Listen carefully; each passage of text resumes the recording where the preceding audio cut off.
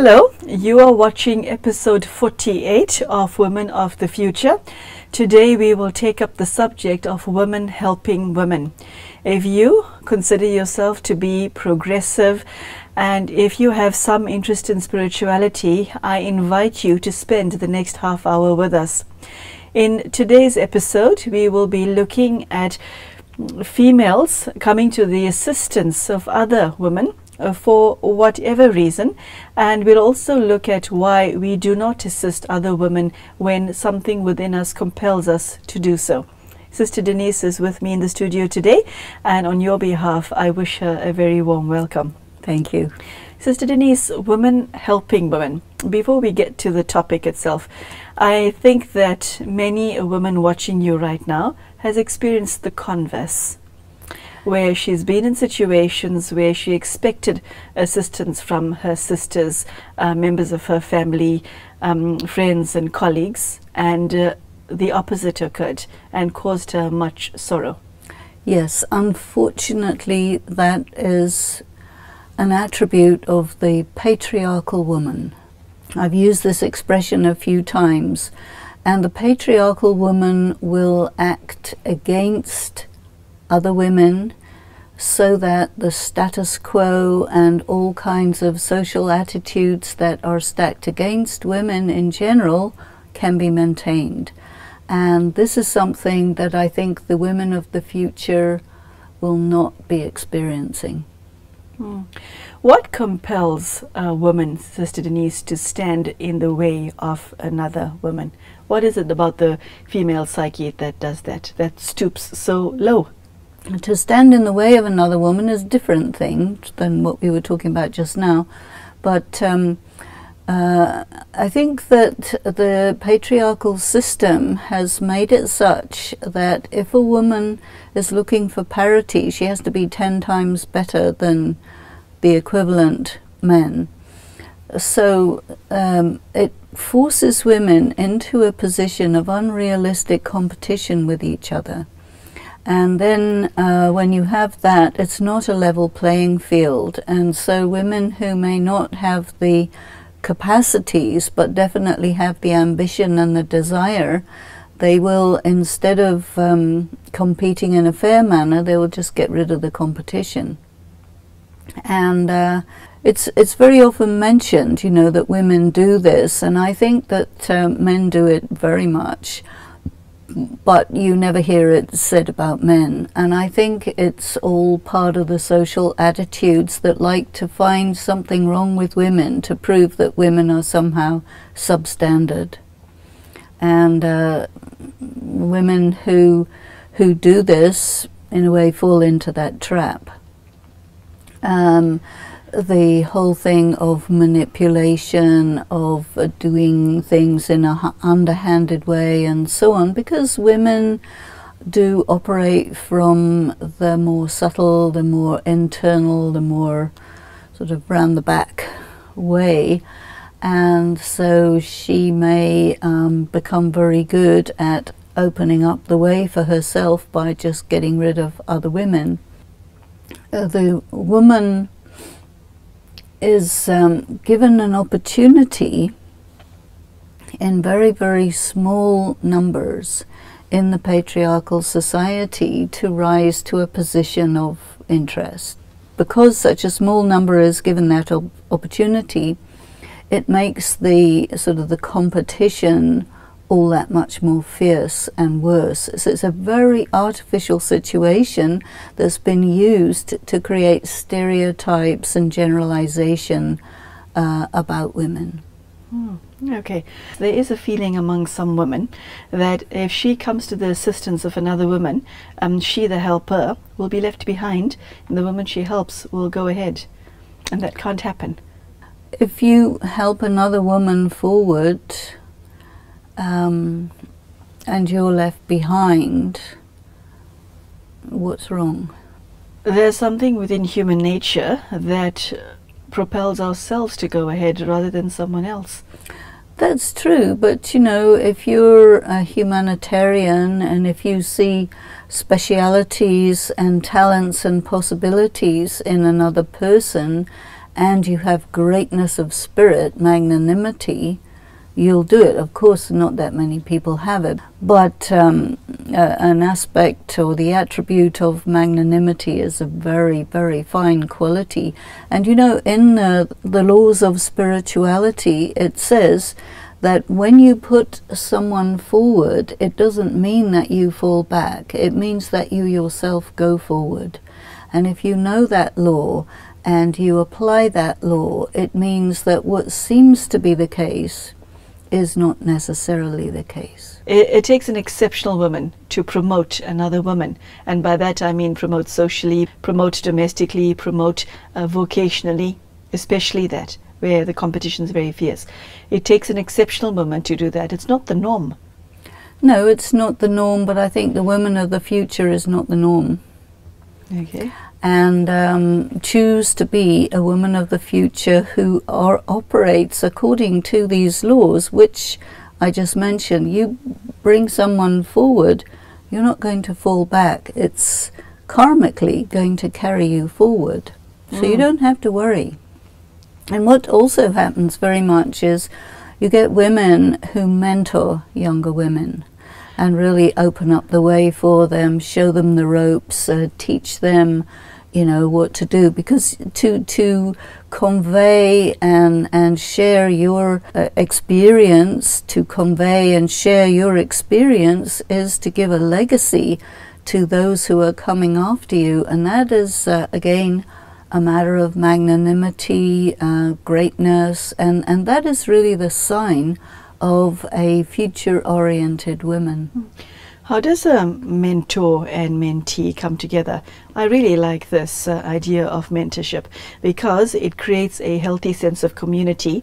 It lets the usually the older and wiser, more experienced woman know that she has something to offer, and it helps the younger woman feel more comfortable in her upwardly mobile position. You know, traditionally your mother should be doing this, but she may be able to do to some extent depending on her capacity and so on. But if you have an older woman who is professionally advanced, well educated, knows the ropes, and you know, she will feel to use that for benefit. You know, there's something in women, you know, that you like to be charitable. It's part of your being. You like to, you know, raise someone up. That may be your child or it may be someone else's child, but it's such a good thing that's part of your feminine nature. Why is it that so few women are of the view that they have something exceptional to offer other women? I think a lot of it has to do with these messages that we keep talking about, that women are told you're a waste of time, you're second rate, what you've done is very ordinary. You know, it may be really great, but they'll tell her it's ordinary in the name of, well, she might get arrogant if we tell her she's good, so therefore we better tell her she's ordinary. It's such a skewed logic based on preconceptions and just ideas that someone just made up with no connection with reality. But these ideas stick, you see. And again, it's part of the patriarchal mentality that says, you know, you have to humiliate women, otherwise they'll never become humble.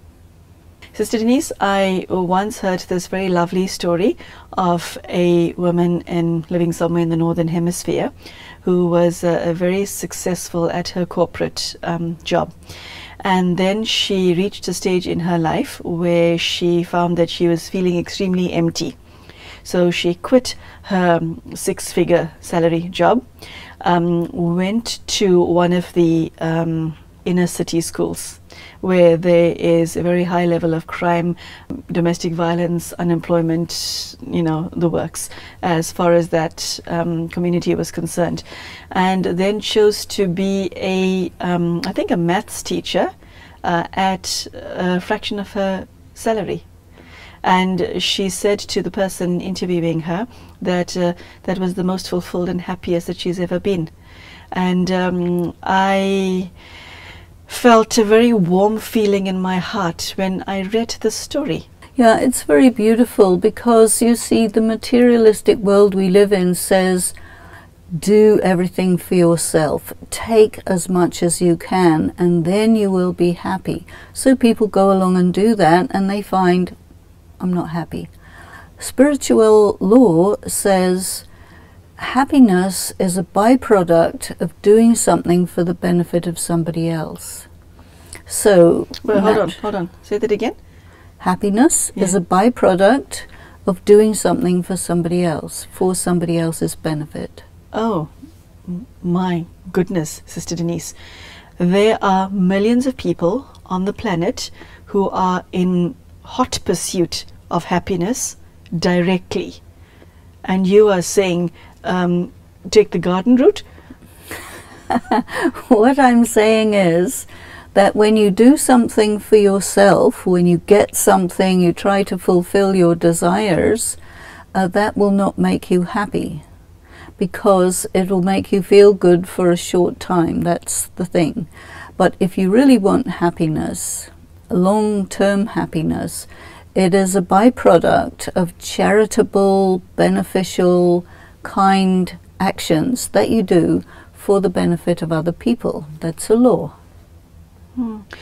Why is it that there are so few of us on the planet who are familiar with all of these spiritual laws that you keep popping out in every episode? That which you said about happiness sounds so obvious in the way you articulate it, and it stands to reason that this existed for all of time because it's a inviolate spiritual law. However, the vast majority on the planet, both male and female, are ignorant about this. Why, Sister Denise, is spirituality such a well-guarded secret?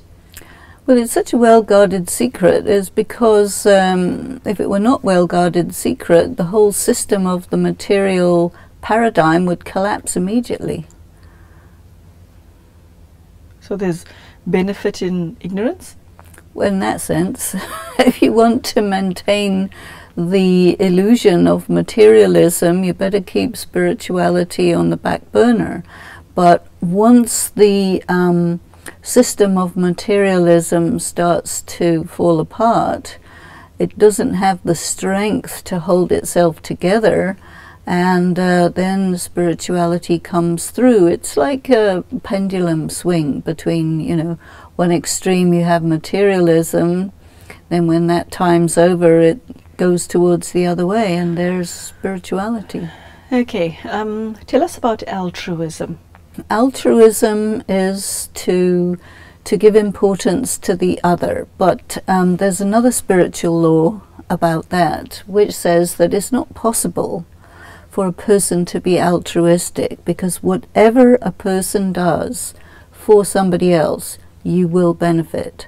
So altruism is an idea that you do something for others and you don't benefit, but it's not possible.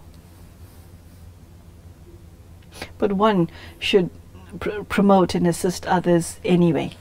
But that doesn't mean that you're for others and not for yourself.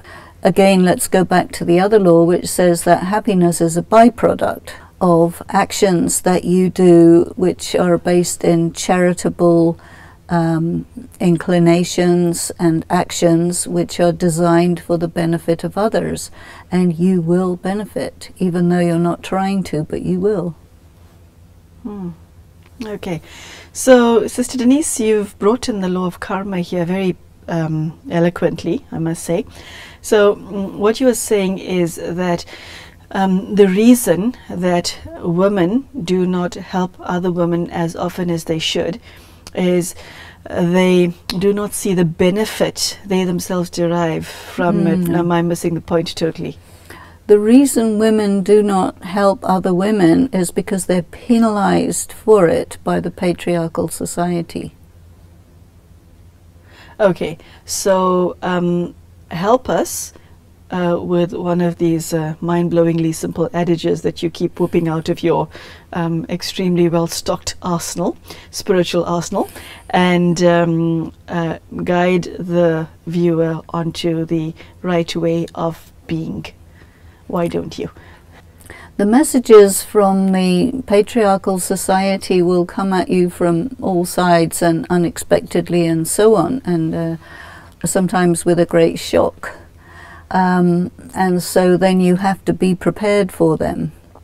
And you have to have your policy, which is at every step going to really go against those messages. So, you know, the message you will get is, well, you're in a highly competitive situation, so if you do something for another woman, you'll lose out. Well, that's a lie. You won't lose out. That woman will be benefited, you will also be benefited, but you're told lies to discourage you from that. You know, a woman is said, you know, keep your daughter slightly ugly because your husband's going to be more interested in her than you, so you better, you know, be in competition with your daughter. That's not nice, and it's not true, you know. But there's all these messages coming that you have to say, excuse me, wait a minute, what are you talking about? That's a lie, you see. Continuously you have to come back and say, excuse me, no. You know, or people will say, well, you know, you're spiritual, therefore you have to be this, this, this, and this. That doesn't follow, not at all. It's another way of keeping you oppressed, suppressed, put down, to not have faith in yourself, to doubt in yourself, to say, oh, well, you can't make yourself important or beautiful or whatever because that's not spiritual. What are you talking about? It's all lies, you see, and it's everywhere. And this is why you have to be very clear in your spiritual study so that you really know the spiritual laws which counteract these lies that are put out in the airwaves through the patriarchal society, which is stacked against women, children, animals, plants, stones. That's quite a long list. Yes. I see. You know, but if it wasn't true, we wouldn't be having the situation on the earth of pollution and degeneration of the land and so on, if that was not true. Because all of these things are corollaries of these attitudes. Okay, Sister Denise, coming back to the subject at hand. When a woman helps another, I've seen situations where her motives were questioned, which you just addressed, but she's actively discouraged from helping other women. So does she proceed with her assistance nonetheless? You see, when you discourage somebody, you do it in such a way that they feel that they can't trust their inner voice anymore, that they can't trust their conscience. You just sow the seeds of doubt and tell the woman that anyway you're a woman, so you're not very intelligent because women aren't intelligent. So what are you talking about? We will guide you. Excuse me? No. You know, so the woman has to again and again and again reinforce her faith in herself. Listen to the inner voice, listen to the voice of conscience, and just tell the people who are telling all lies, have a nice day, enjoy your karma, leave me alone. Have a nice day, enjoy your karma. That is also words for a brand new bumper sticker. Okay. How do we go forward from this point on? How do we take this further into the family, into the community, into suburbs, cities, countries? How do we do this? Well, we have to model it. We have to talk about it, we have to spread it, we have to write about it, put it on the internet, you know, really put it out there so that it starts to have a life of its own and that the old starts to disappear. The one reality that one cannot ignore is that there are a frighteningly large majority of women married or not, in a relationship or not, mothers or not, who find life very hard, who are using all of their resources just to survive. So helping someone else is actually out of the question, because they do not have the time, the energy, or even the financial resources to do so. What is the answer there? You know, there's a saying, if you want something done, ask a busy person to do it. Somewhat sarcastic, but I can see the wisdom in that. Yes? Not sarcastic, it's real, it's real. Okay. You know, ask a woman who's really busy, if you want something done, she'll do it, because she knows how to multitask, she knows how to get things done. And I've seen even many instances of women who don't have time, energy, money or whatever, but they have the inclination to help others, and they will.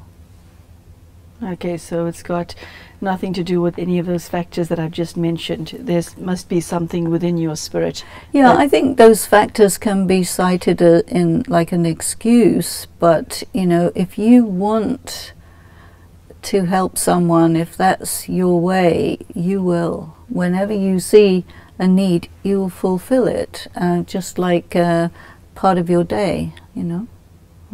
Because it doesn't take much in many cases to help a person across a hurdle, give a person a bit of encouragement, say, oh yeah, what you need is this, or have you seen this book, or go onto this website and you'll get what you need. It takes a moment. The woman who helps other women is not one who does it in a obvious fashion, is it? You're referring to somebody who exercises their act of kindness and generosity discreetly. I think it is discreet, and also I think that a sophisticated woman who is doing something good for women in general will do it discreetly, because it's private, you know, between women.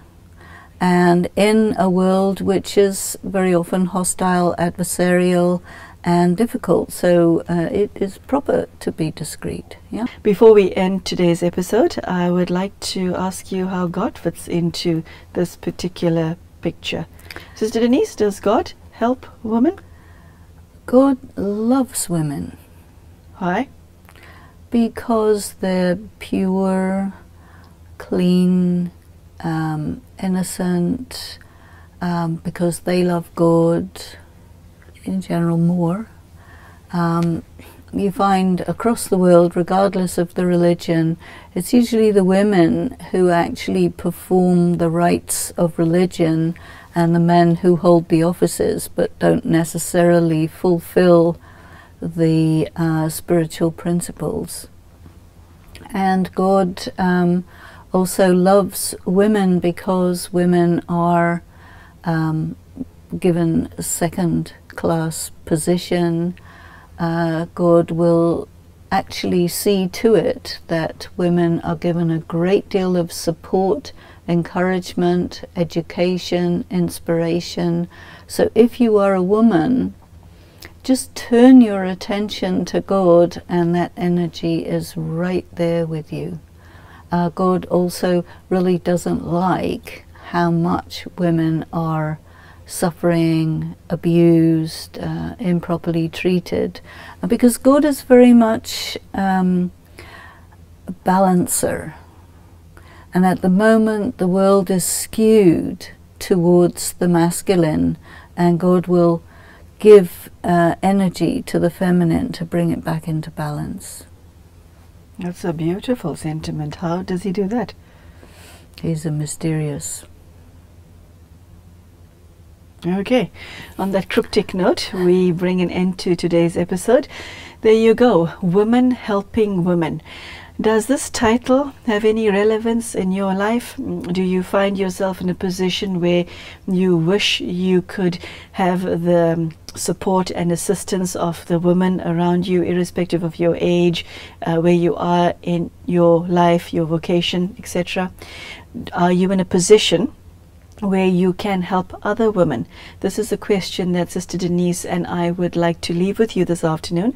And if you are in a position to help other women, I really strongly encourage you to do so, because to do so means at the end of the day you will be helping yourself.